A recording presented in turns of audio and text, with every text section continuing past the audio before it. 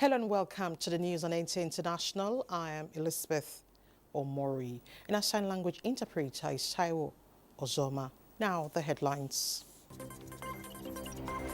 Nigeria to develop strategy with international partners to enhance national food production.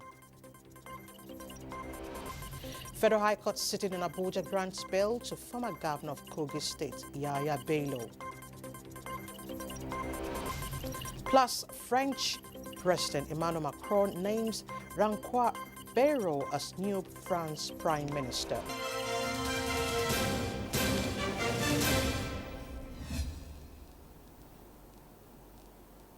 Now the news. President Bola Tinubu has received first brief from the newly appointed management of the National Sports Commission led by the chairman Shehu Diko. In the recent realignment of his administration structures, President Tinubu scrapped the Minister of Sports, designating the National Sports Commission to play the roles of the defunct ministry. Chairman of the commission, Shehu Diko, and his team presented their immediate strategies and action plans to the president. These include plans to create sports economy, infrastructure development, the National Sports Festival, while also asking the president to declare sport as a national asset to be backed with necessary legislative work for proper development.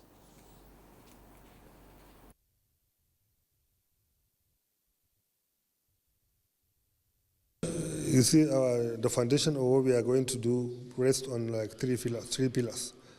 You know, because we are to turn around the entire ecosystem of sports in Nigeria to do things differently. We have what we call the 3 R's, that we have to reset our thinking.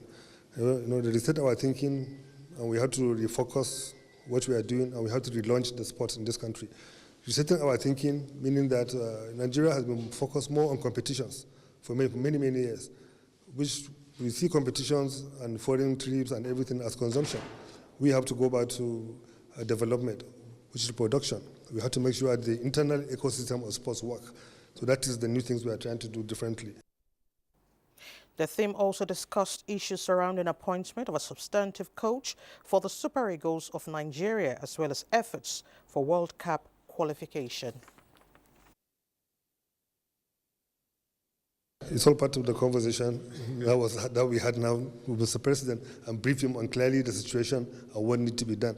And I think in a couple of weeks, you can see the steps that will be taken by both Mr. President and both us at the Commission and both when the NFF will be driving towards getting all this resolved and everything perfected, so that by March, when we resume, the Super Eagles will be 100% focused on just deliver the result.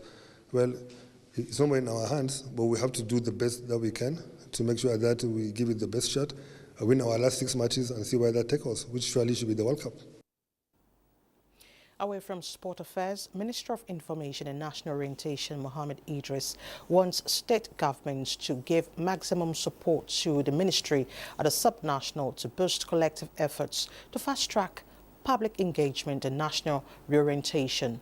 This was at the 48th National Council of Information and National Orientation with the theme, Enhancing Public Information Management for Inclusive Governance, the Renewed Hope Agenda in Focus. Salihu Abdullah Guanara reports. Desperate to positively transform the nation's communication ecosystem, the Minister of Information and National Orientation, Mohammed Idris, has demonstrated the political will to lead a new Ministry of Information and National Orientation. Resuscitation of the National Council on Information and National Orientation in order to develop policies and strategies to effectively manage the information sector in Nigeria is as a result of his desire to fast-track the ministry's 5-point agenda. He acknowledged the role of information managers at the federal and state government level in 4 critical areas of concern, including adopting technology, engendering public debate for policy refinement, strengthening grassroots communication, and countering misinformation and fake news. The effectiveness of our communication strategies will determine how well our policies and programs are accepted or resonated very well with Nigerians. I would like to encourage everyone to approach this task with dedication, innovation, and a sense of national purpose. Information is a management function, and therefore information managers should be on the table when critical information or critical policies are being formulated for the benefit of all Nigerians. This meeting should work out solution to bridge information gap between urban and rural dwellers, between the literate and the illiterates, on the use of traditional method of information dissemination and digital platform. Kaduna State Governor Senator Ubasani says the event is timely. President Tinubu has continued to renew our hope in the possibilities of the Nigerian nation. Information managers have the responsibility in this democracy and must do all in our power to consolidate and defend it. Commissioners of information from across the country, heads of the agencies under the ministry, were among critical members that attended the 2024 National Council on Information and are expected to ensure the speedy implementation of the decisions as contained in the endorsed National Information Policy 2024. In Kaduna, Salihu Abdullahi Gwanara, NTA News. In other news, Vice President Kashim Shettima has departed Abuja for Dubai, the United Arab Emirates, to represent President Bola Tinubu at the commissioning and naming of a $350 million oil production and storage facility. A statement by the Senior Special Assistant to the President on Media and Communications, Office of the Vice President, says the facility, a fully owned Nigerian oil and gas company acquired by Oriental Energy Limited, is scheduled for commissioning December 14, 2024. After the event in Dubai, the Vice President will proceed to Saudi Arabia, where he will perform the Lesser Hajj Umrah in the holy cities of Medina and Makkah from December 16 to 19, 2024. Vice President Kashim Shettima on December 20 is also scheduled to hold a bilateral meeting with the President of the Islamic Development Bank in Jeddah. The statement says discussions will focus on co-financing agreements for the Special Agro-Industrial Processing Zones Phase 2 and enhanced coordination of the bank projects in Nigeria aimed at bolstering the nation's agricultural and economic development. The Vice President is expected back in Nigeria on or before December 21, 2024. Now to the foreign scene. French President Emmanuel Macron names Francois Bayrou as new Prime Minister as the United Nations says Syrian new leadership is existing and encouraging stance, and the rest of the world should join hands to rebuild Syria. Kolo Mohammed brings us details. French politician Bayrou, leader of the Centre Modern Party and seen as one of President Emmanuel Macron's possible picks for Prime Minister, arrived at the Elysee Palace in Paris as Macron prepared to name a new Prime Minister on Friday after days of deadlock over finding a candidate. The choice for a new Prime Minister became imperative soon after the French Parliament passed a no-confidence vote on the government headed by former Prime Minister Barnier, who had to resign soon after.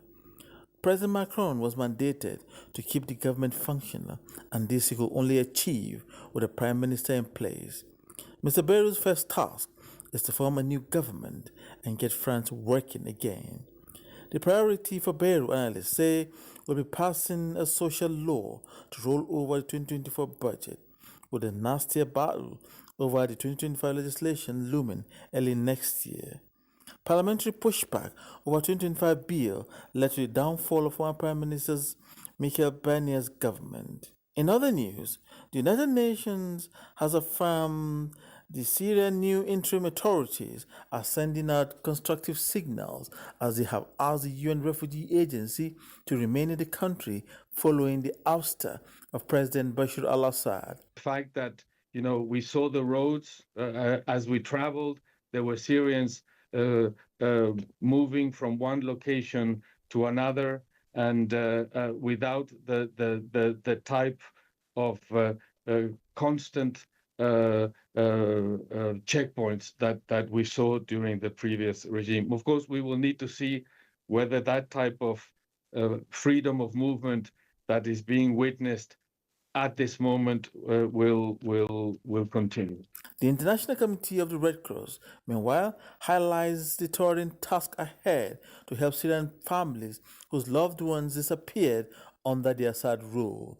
Families are seen carrying belongings to a border crossing in Turkey's southern Kilis province as they return home following the fall of the Assad regime. We are now waiting, and I hope it will be imminent, a more formal meeting with the right authority to propose the ICRC services and to be able to pass the key messages we wanted to pass on the need to preserve information and burial sites, as well as any other element that may help the families in the future to identify the whereabouts and the fate of their beloved ones. Hundreds of thousands inside Syria sing, dance, and wave flags in Umayyad Square in Damascus after country's rulers called on people to celebrate the victory of the revolution. More than half of a century of brutal rule by the Assad clan came to a sudden end on Sunday after a lightning rebel offensive led by Abu Muhammad al-Jolani's group. Kola Muhammad, NTA News. Somaliland, the breakaway region of Somalia, inaugurated its new president following last month's election, which strengthened its quest for international recognition. With alarm raised in Uganda following suicide tendencies amongst refugees, Kola Mohammed once again brings us details. As the new president of Somaliland, Abdullahi sets the record straight during his inaugural speech. He said his new government's first job is to renew its relationship with the rest of the world in order for Somaliland to be able to build a new nation that will help the security of the entire region, including the Red Sea.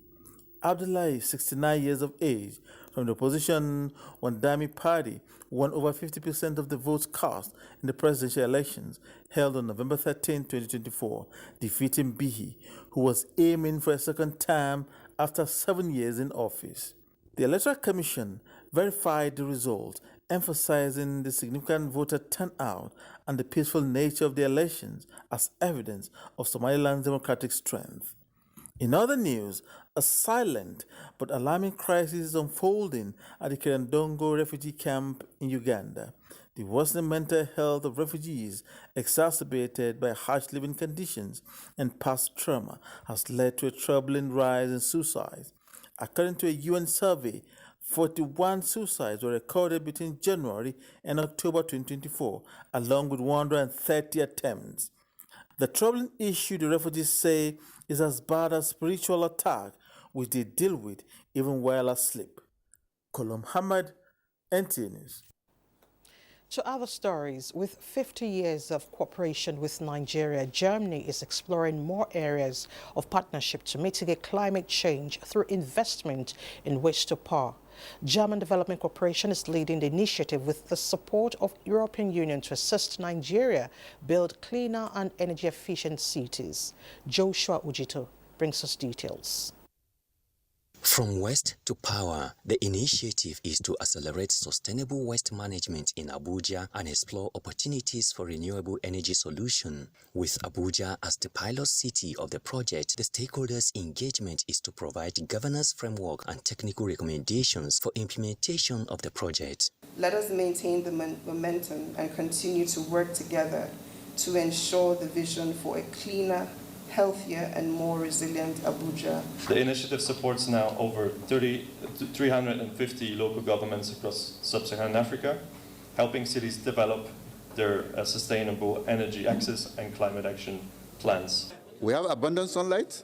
We have a lot of other ways we can generate sustainable energy. And I believe that as part of government policies currently, government is working along the line, and we believe that the academics and the academia can support the policy through research collaboration and other initiatives. German Development Corporation and the European Union are supporting the initiative with a memorandum of understanding signed with all parties for sustainable waste governance in the nation's capital, Abuja, and adoption of renewable energy. Joshua Ojito, NTA News. Meanwhile, Phase 2 of the Initiative for Climate Action Transparency, ICAT, which prioritizes the development and implementation of a robust sectoral measurements, reporting and verification capacity of Nigeria, has been launched. The National Council on Climate Change and the Director ICAT, Bonn, Germany, launched the project for Nigeria. Charles Alpha brings us details. There are indications that Nigeria is doing so much more in meeting its climate goals, but lacks the necessary tools to properly communicate its progress with its nationally determined contributions.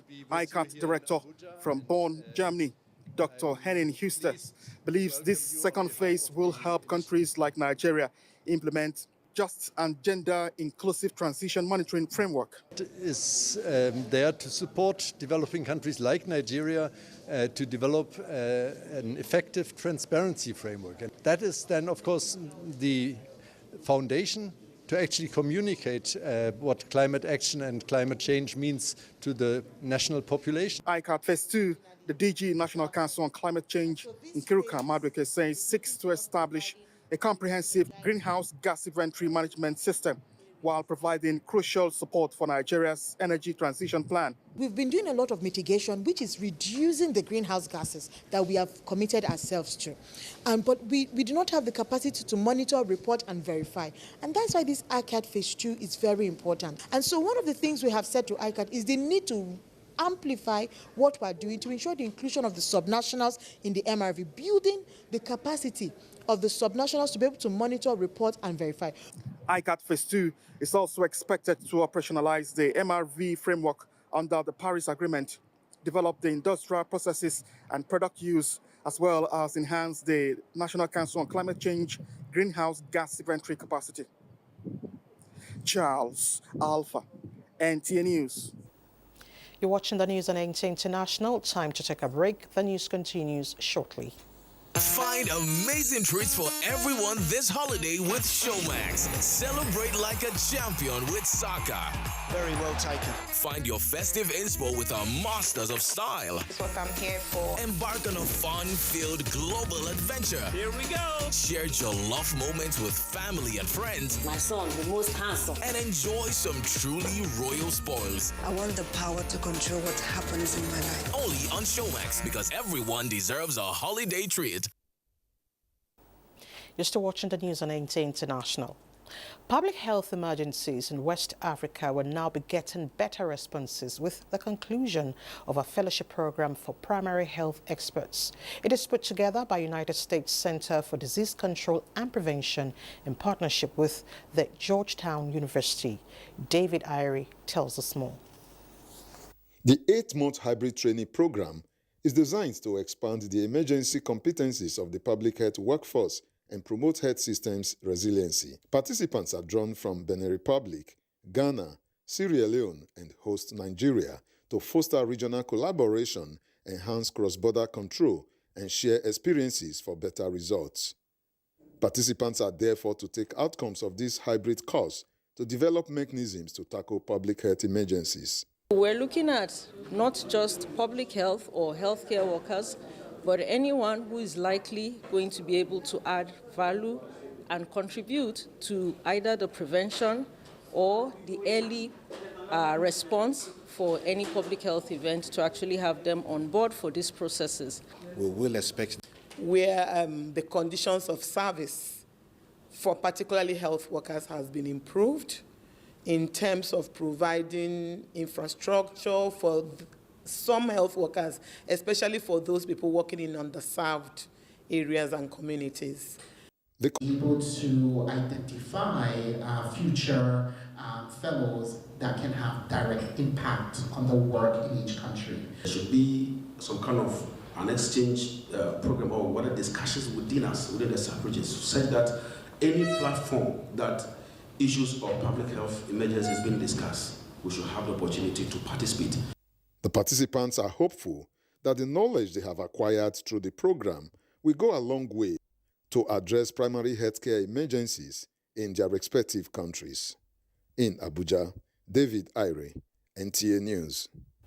Away from public health, in a race to catch up with the fast pace of global economic and technology dynamics, African countries must rethink the methodology of education to raise young people who can hold their own in the global space. This was the focus of the 2024 annual public lecture series of the African School of Diplomacy and International Relations in Abuja. Kelvin Eonwai reports. Education Renaissance, the future of work and economic evolution in Africa, was the theme of the public series. It raised several posers for policymakers, especially those in the education sector, on how the continent can use education to advance growth and development. Challenges encompass a widespread spectrum, including socio-economic disparity, political turbulence, corruption, environmental issues, and technological disruption. These unresolved issues demand our immediate attention and concerted effort to address them effectively. In 2008, they executed this program of 1 laptop per child. You can imagine that. This is an African country just like you and I. So why can't we do that? I'm glad some states and some awardees are so there who are going to receive awards today for contributing to education, especially the girl child and so on and so forth, is quite commendable. The lecture series was also used to honor outstanding leaders and conferred membership status of the African School of Diplomacy and International Relations on successful and deserving individuals. In Abuja, Kelvin Eonwai, NTA News. President Bola Tinubu has instructed the Federal Ministry of Agriculture and Food Security to elevate the National Center for Cooperative Development to a center of excellence. This announcement was made by Minister of State for Agriculture and Food Security Aliyu Sabi Abdullahi during his visit to the facility situated in the Kwali Area Council. Musa Babali reports. The National Center for Cooperative Development, located in Kwali Area Council, occupies 12 hectares of land. The center is dedicated to the training and education of cooperative activities. Currently, the facilities is in poor condition, with no activities taking place for an extended period. During his visit to the institution, the Minister of State for Agriculture and Food Security, Aliyu Sabi Abdullahi, expressed dissatisfaction at the institution's neglect. And then we abandoned it. We need homes here. In line with President Bola Tinubu's directive, the facility is set to be upgraded to a first-class cooperative center. So we will not allow this to go to waste. We are going to rehabilitate it, we are going to revive it, and we are going to unleash it upon the efforts of renewing the hope of Nigerians for a greater and more prosperous Nigeria. Aliyu Sabi Abdullahi emphasized the vital role cooperative play in providing farmers and small businesses with access to credit and support from both government and private organizations. I'm here to tell Nigerian cooperators that renewed hope for cooperative movement is here.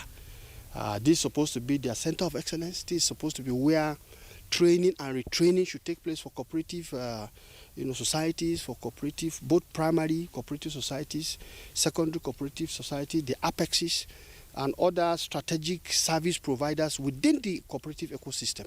As of 2022, there were more than 300,000 cooperative societies, with individual members of over 31 million, contributing largely to the economy. From Kwali Area Council, Musa Baba Aliyu, NTA News. Meanwhile, Nigeria is actively pursuing a domestically developed strategy to enhance its national food production and is seeking partnerships with international organizations to tackle various challenges. The Minister of State for Agriculture and Food Security made this known while hosting representatives from the Bill and Melinda Gates Foundation and the International Institute of Tropical Agriculture, IITA, in Abuja. Musa Babali once again brings us details. Bernard Van Looy represents the International Institute of Tropical Agriculture, IITA, while Christian Wheat is affiliated with the Bill and Melinda Gates Foundation. They are in the Federal Ministry of Agriculture and Food Security for discussion regarding agricultural support initiatives aimed at enhancing Nigeria's food production. The IITA representative emphasized the importance of Nigeria participating in the West Africa Soil Hub to improve fertilizer administration and management effectively. Meanwhile, the Bill and Melinda Gates Foundation advocates for institutions, including farmers, to explore the potential of adopting artificial intelligence, AI, in agricultural practices. Minister of State for Agriculture and Food Security, Aliyu Sabi Abdullahi, emphasized the importance of prioritizing Nigeria in IITA's agenda, highlighting the long-standing relationship between the country and the institution. In terms of soil management and fertilizer application, the minister noted that reforms are currently underway to map and assess the quality of agricultural lands across the nation. If we bring in the National Soil Lab, when these laboratories are put into their best, I think they will do a lot more good in supporting what we are doing as a nation, but most importantly, to key in strongly as a field hub or sub-hub to what IIT is going to anchor. Consequently, the visiting representatives committed their institutions to support the government's initiative in reaching these objectives. In Abuja, Musa Baba Aliyu, NTA News. Christmas, a season of joy, a time to keep hope alive and an opportunity to create memories with family and friends. These profound words came alive at the 2024 Christmas Carol service of Baldom International School, nestled in the heart of Abuja. Adaobi Obiechina reports that the event, filled with warmth, music and festive cheer, was a gathering of students, parents and staff celebrating the spirit of the season. For the young child. One of the Bible lessons was read to emphasize the true essence of Christmas season to everyone present. The atmosphere at Baldom International School, Abuja, was filled with joy and celebration as pupils, students, staff and friends came together to enjoy a variety of soul-stirring renditions in commemoration of the birth of Jesus Christ, the reason for the season.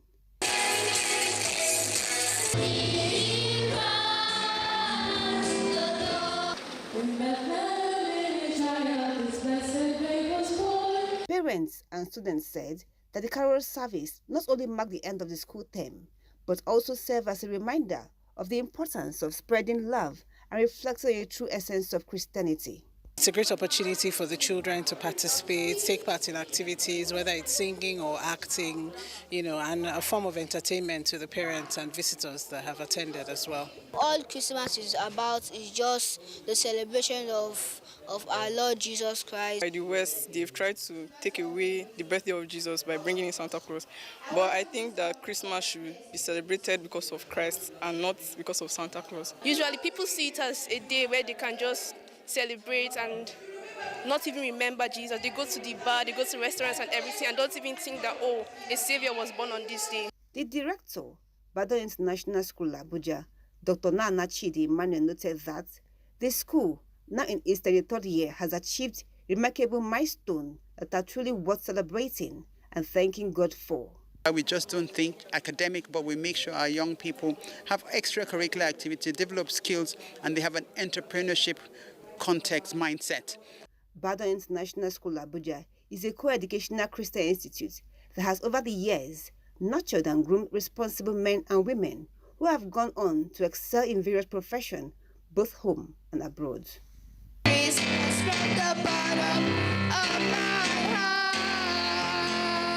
Adobe Obiechina, NTA News. A bit from the court, the Federal High Court sitting in Abuja has granted bail to the former governor of Kogi State, Yaya Adoza Bello, in the sum of 500 million naira with 2 sureties in like sum. Justice Emeka Nwite gave the order after the arraignment of Yaya Bello before the court. The ruling on Bello's bail application came after the former governor pleaded not guilty to the 19 counts charge brought against him by the Economic and Financial Crimes Commission. The court thereafter adjourned to February 24, 2025 for continuation of the matter. And that's the news. Thank you so much for your time.